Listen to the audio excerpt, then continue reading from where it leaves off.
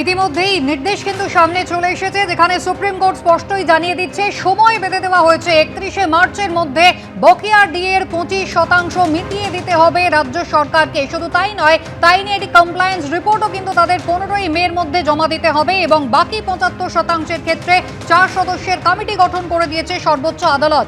1106 দিনেরও বেশি যারা শহীদ মিনার চত্বরে বসে রয়েছেন, আন্দোলন করে চলেছেন সংগ্রামী যৌথ মঞ্চের সেই সদস্যরা, তারা কি বলছেন সুপ্রিম কোর্টের এই নির্দেশ সামনে আসার পর? সরাসরি ব্রতদীপ ভট্টাচার্য আমাদের সঙ্গে রয়েছেন এই মুহূর্তে।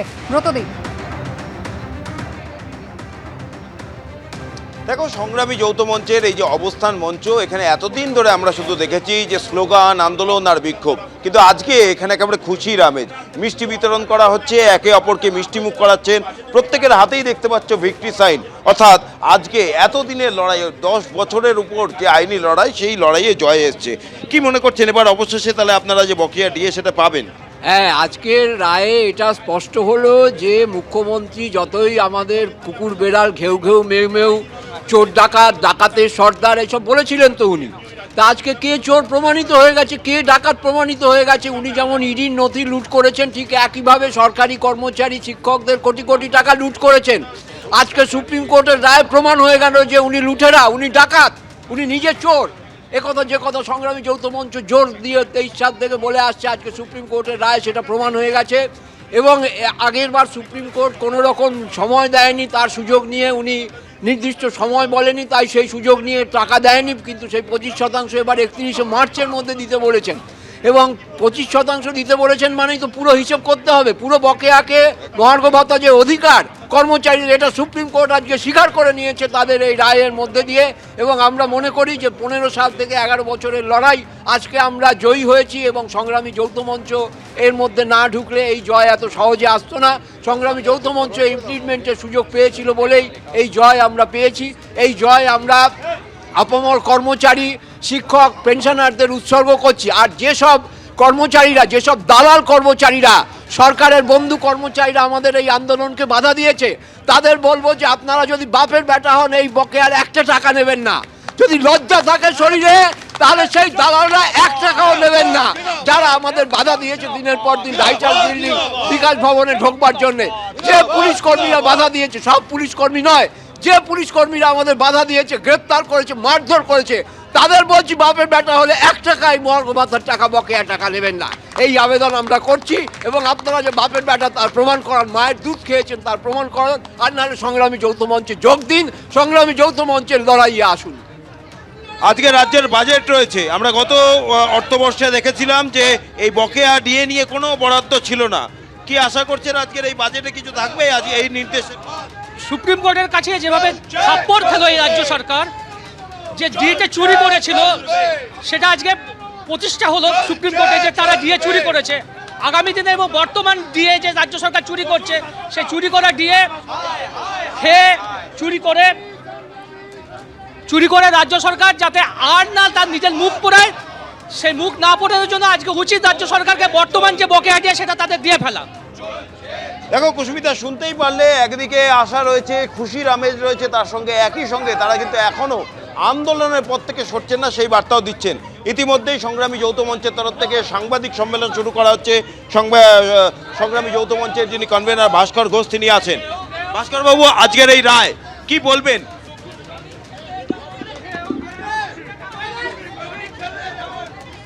নমস্কার।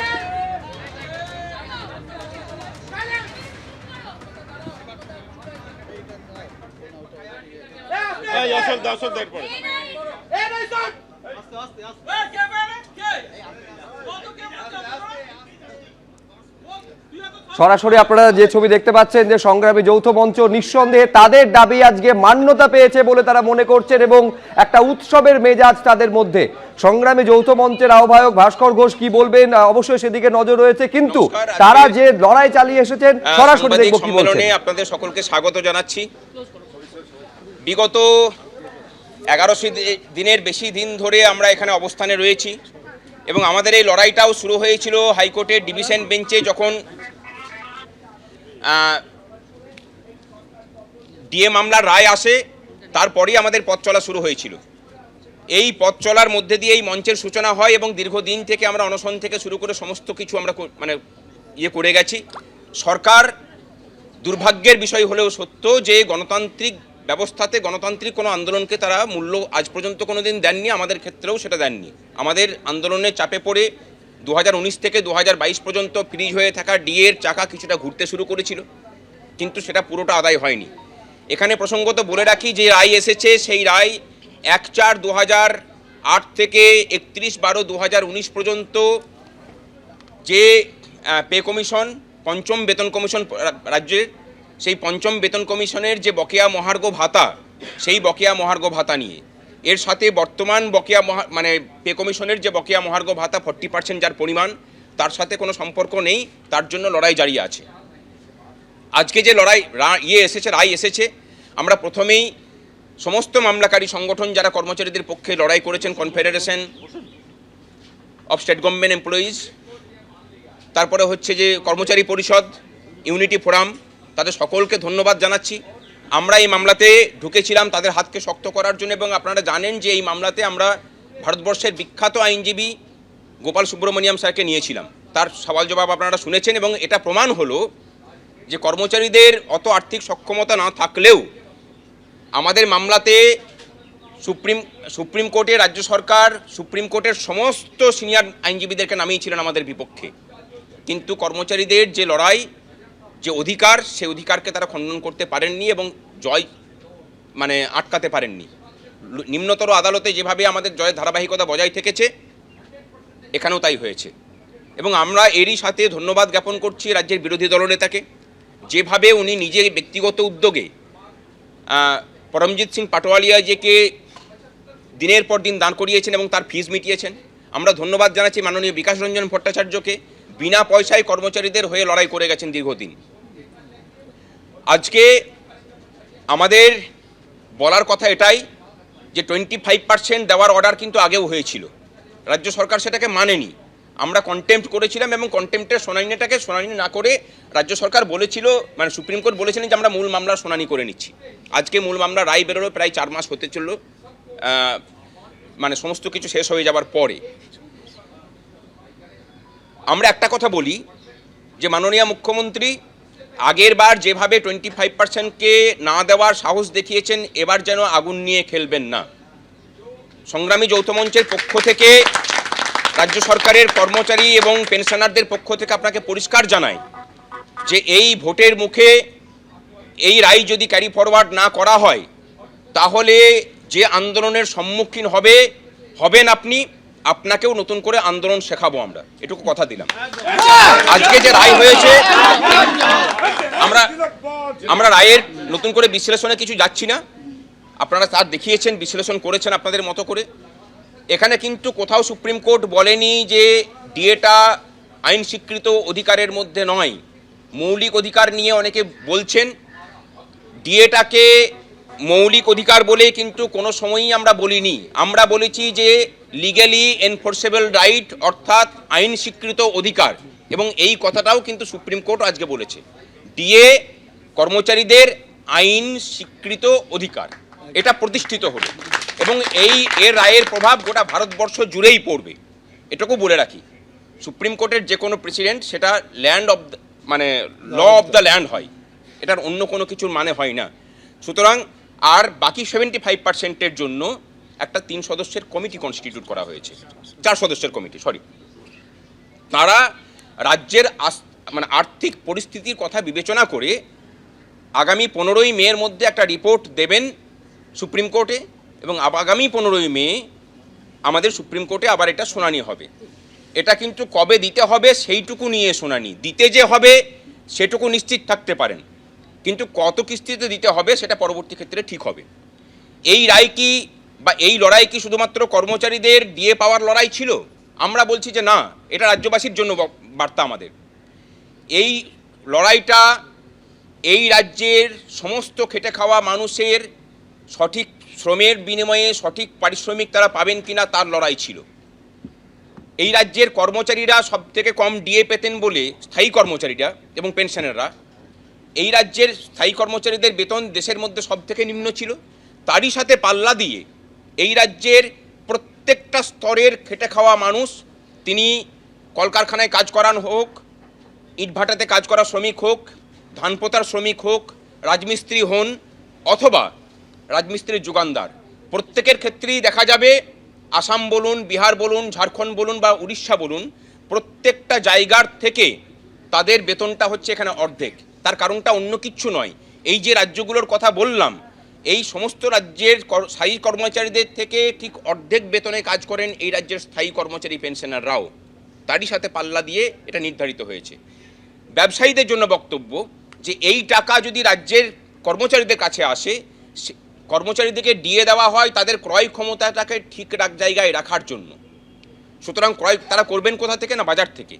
বাজারে গেলে পরে সেই টাকাটা যাবে কাদের কাছে? ব্যবসায়ীদের কাছে। সুতরাং ডিএটা শুধুমাত্র কর্মচারী পেনশনারদের বিষয় নয়, এর স্থায়ী এবং স্থায়ী সম্পর্ক, সরাসরি যোগাযোগ রাজ্যের সমস্ত স্তরের মানুষের সাথে আছে। তারই সূত্র ধরে গত অর্থবর্ষে আপনারা দেখেছেন যে কেন্দ্রীয় বাজেটে আইটির স্ল্যাব বাড়ানো হয়েছে, বিভিন্ন ধরনের কর ছাড় দেওয়া হয়েছে যাতে মানুষের কাছে নগদের যোগান আসে। আমাদের রাজ্যের অর্থনীতি ধসে পড়ার আরেকটা বড় কারণ যে মানুষের কাছে অর্থের যোগান নেই। এই রাজ্যের কর্মচারী পেনশনার, অস্থায়ী কর্মচারী, তাদের সমস্ত রকমভাবে শোষণ চলছে, সেই শোষণের বিরুদ্ধে লড়াই। এবং এই যে লড়াইটা আমরা লড়ছিলাম, সেই লড়াইটা বাঙালি অস্মিতার বা বাঙালি জাতিসত্তার সম্মানের জন্য লড়াই ছিল, আমাদের কর্মচারীদের ডিএর জন্য লড়াই ছিল না। কর্মচারীরা যদি সঠিক মানের ডিএ পান, এই বাঙালি জাতি তার শ্রমের সঠিক পারিশ্রমিক পাবে, এটা আমরা মনে করি। এবং সেই লড়াই আদালতে প্রতিষ্ঠিত হয়েছে। আগামী দিনে এই রাজ্যের কর্মচারীদের কাছে আমাদের আবেদন, সমস্ত রকম বিভেদ ভুলে আসুন, পথে না নামলে পরে কিন্তু এই রায়কে ইমপ্লিমেন্ট করানো যাবে না। আজকে অন্তর্বর্তী বাজেট 31শে মের মধ্যে 25% দেওয়ার কথা, এই বাজেটেই তার প্রভিশন থাকতে হবে। 31শে মার্চের মধ্যে, 31শে মার্চের মধ্যে তার প্রভিশন থাকার কথা। সেই প্রভিশন যদি না থাকে, যত দ্রুত সম্ভব সর্বশক্তি নিয়ে আপনাদেরকে সবাইকে পথে নামতে হবে। দূর থেকে বসে অন্য কেউ আদায় করে দেবে সেই জামানা নেই। পশ্চিমবঙ্গের সমস্ত স্তরের মানুষকে বলছি যে যার যা দাবি দেওয়া আছে, এটা হচ্ছে গোল্ডেন পিরিয়ড এই রাজ্যে আন্দোলন করার। পথে নামুন। শুধু এসআইআরটা কোনো ইস্যু নয়, এসআইআরটাকে ইস্যু বানানো হয়েছে, এটা একটা পদ্ধতি, নির্বাচন কমিশনের একটা পদ্ধতি। বাকি ইস্যুগুলো থেকে দৃষ্টি ঘোরানোর জন্য এই জায়গাটাকে এত ফোকাস করা হচ্ছে। রাজ্যের যে বেকারত্বের সমস্যা, শিক্ষা স্বাস্থ্যের পরিকাঠামো ভেঙে পড়া, রাজ্যের সার্বিক পরিকাঠামো ভেঙে পড়া, এই সমস্ত কিছুগুলো থেকে দৃষ্টি ঘুরিয়ে দেওয়ার জন্য এই কাজ করা হয়েছে। আসুন সকলে মিলে লড়াই করি, এই রাজ্যটাকে সঠিক পথে ফেরাতে হবে, রাজ্যটাকে বাঁচাতে হবে। এবং সেই রাজ্য বাঁচানোর একটা লড়াইয়ের প্রথম জয় হলো সুপ্রিম কোর্টে আজকে।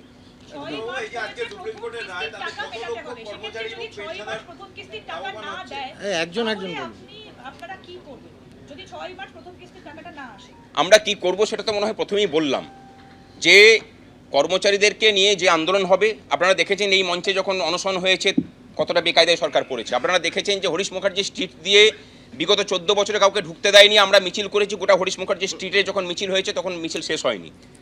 সেরকমই কিছু দেখবেন। আপনারা দেখেছেন যে নবান্নের বাস স্ট্যান্ডে কেউ বসতে পারেনি, আমরা 3 দিন ধরে বসে থেকেছি। আপনারা যা দেখবেন সেটা নতুন ইতিহাস হবে, কর্মচারী আন্দোলনের ইতিহাসে এবং রাজ্যের আন্দোলনের ইতিহাসেও। এই রায়ে কত লক্ষ কর্মচারী এবং পেনশনার উপকৃত হচ্ছেন আজকের এই রায়ের? মোটামুটি 12 লক্ষ স্থায়ী কর্মচারী এবং পেনশনার এর ফলে উপকৃত হবেন। এবং এর সাথে বলে রাখি যে এই যে ডিএ, 1% ডিএ বাড়লে অস্থায়ী কর্মচারীদের দৈনিক মজুরিতে 6 টাকা বৃদ্ধি হয়। বুঝতে পেরেছেন? তাহলে এই যে 25%, আমার মনে হয় যে অস্থায়ী কর্মচারীদের জন্য আমাদের লড়াই জারি থাকবে। যে তাহলে ওই যে পিরিয়ড আর কি, সংশ্লিষ্ট যে সময়কাল, সেই সময়কালের মধ্যে অস্থায়ী কর্মচারীরা যে কম বেতন পেয়েছেন তাদেরও ইয়ে হওয়া উচিত। আর সর্বশেষে এটা দিয়ে শেষ করছি, মাননীয় সাংবাদিক বন্ধুদেরকে যেভাবে আপনারা পাশে থেকেছেন আমরা আমাদের কৃতজ্ঞতা জানানোর ভাষা নেই আপনাদের কাছে। আমরা কোনো দলীয় রাজনীতিতে বিলং করি না, নিজেদের অধিকারের লড়াইটা নিজেরা লড়ছি। তার পাশে আপনারা যেভাবে দাঁড়িয়েছেন এটা প্রমাণ করে যে পশ্চিমবঙ্গ তথা ভারতের প্রেস মিডিয়ার ভূমিকা নিয়ে বিভিন্ন যে প্রশ্ন ওঠে, সেই প্রশ্নগুলোকে খণ্ডন করার জন্য মনে হয় এই আন্দোলনে আপনাদের যে ভূমিকা সেটুকুই যথেষ্ট। দেখুন, আশা তারাই করেন যখন দয়ার দানের ব্যাপার থাকে। এটা কোনো দয়ার দান নয়। আশা আবার কি? আশা উনি সুপ্রিম কোর্টের রায়কে মানবেন কিনা সেটা মাননীয় মুখ্যমন্ত্রীকে ঠিক করতে হবে। গতকালকে উনি সুপ্রিম কোর্টে নিজে গিয়েছিলেন প্লিড করতে। যে প্রতিষ্ঠানে আপনি গেলেন সেই প্রতিষ্ঠানটার মান মর্যাদা আপনি রাখবেন কিনা সেটা আপনি ঠিক করবেন। যদি আপনি ঠিক না করেন বাকিটা তো আমরা বুঝে নেব, এটুকু বলে দিলাম। আপনাদের অনেকেই সংশয় প্রকাশ করছেন যে আগেরবার যেভাবে রাজ্য সরকার দেয়নি এবারও যদি না দেয় সেই ক্ষেত্রে মানে রাজ্য সরকারের কাছে কি না দেওয়ার কোনো পথ খোলা যাচ্ছে, আর যদি থাকে তাহলে আপনাদের কাছে কি পথ থাকবে? আমার মনে হয় এটা ফাইনাল ভার্ডিক্ট, তো এখানে আর না দেওয়ার কোনো জায়গা খোলা নেই, তাকে মানতেই হবে। আর আগের বার এটা অন্তর্বর্তী সময় ছিল, সুপ্রিম কোর্ট যেহেতু বলল যে অন্তর্বর্তী রায় মানেনি, আমরা মামলা শুনানি করে দিচ্ছি, এবং আপনারা দেখেছেন যে ধারাবাহিকভাবে শুনানি হয়ে সেই মামলার শুনানি শেষ হয়েছে। এবারে তো আর কোনো ব্যাপার নেই, এবারে ফাইনাল ভার্ডিক্ট যেহেতু এসেছে, এই রায় না মেনে এই সরকারের আর যাওয়ার কোনো রাস্তা নেই। আর আমরা বলে দিচ্ছি যে আর কোনো রাস্তা আমরা ছেড়েও রাখবো না, যেদিক দিয়ে এদিক দিয়ে পারাবার পথ উনি খুঁজবেন সেই সমস্ত রাস্তা আমরা বন্ধ করে রাখবো। অনুরোধ ভোটের আগে আজকের এই বাজেটটা, এটা তো ভোট অন অ্যাকাউন্ট 26 ভোট। আজকে তো এটা বলা হতেই পারে যে যখন পূর্ণাঙ্গ বাজেট আমরা পেশ করব নির্বাচন হয়ে যাবার পর, তখন আমরা এই বিষয়টা নিয়ে ভাববো। এখন রাজ্যের কাছে টাকা নেই, এর সাথে কোনো সম্পর্ক নেই। রাজ্যের টাকা না থাকার কথা তো সুপ্রিম কোর্ট খণ্ডন করিয়ে দিয়েছে, সুতরাং এই কথা বলতেও পারবে না। আর মানে এই 31শে মার্চের মধ্যেই তো এই যে অস্থায়ী বাজেট, সেই অস্থায়ী বাজেটের কার্যকাল তো সেই সময়সীমার মধ্যেই থাকছে, সুতরাং তারপরে তো আর থাকছে না। সুতরাং এটুকু বলাই যায় এই সময়ের মধ্যে মানতে হবে।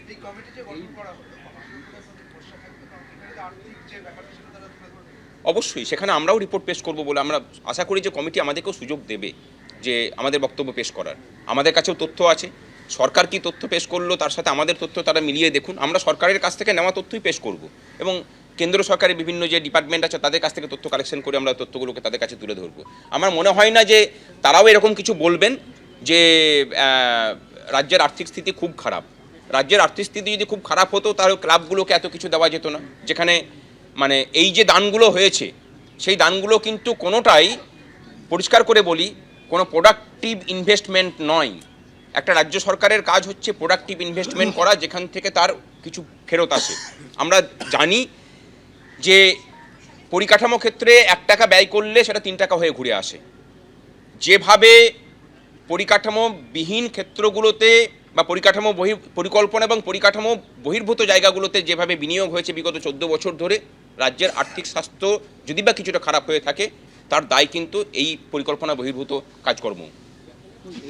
আমাদের অনিরুদ্ধদা আছেন, অনিরুদ্ধদা বলবেন। অনিরুদ্ধদা এখানে চলে আসুন। এবিপি আনন্দ, এগিয়ে থাকে, এগিয়ে রাখে।